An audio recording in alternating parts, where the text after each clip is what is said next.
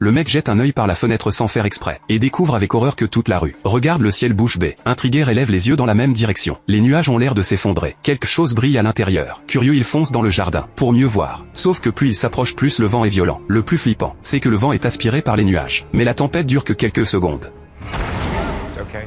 Par chance, c'est qu'un simple éclair. La peur de Ray disparaît d'un coup. Tout excité, il se dit que c'est un phénomène météo extrême. Il rassure même sa fille en rigolant. Un éclair s'abat juste devant eux. Larry comprend le danger. Il rentre vite fait avec sa fille. Sauf qu'il mesure toujours pas la gravité. Et retourne à la fenêtre par curiosité.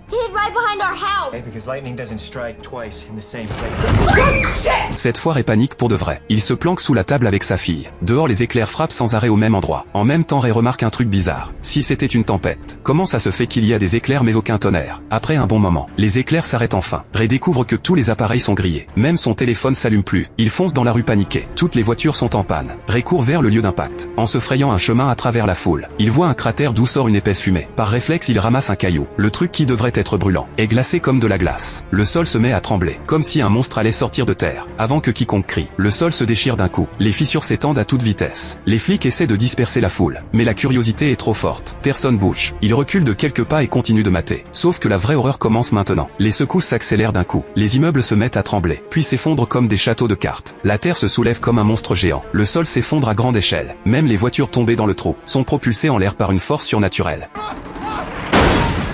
Une créature commence à émerger. Les gens voient enfin à quoi elle ressemble. 3 pattes et une tête gigantesque. En la voyant immobile, un type sort même son appareil pour la prendre en photo.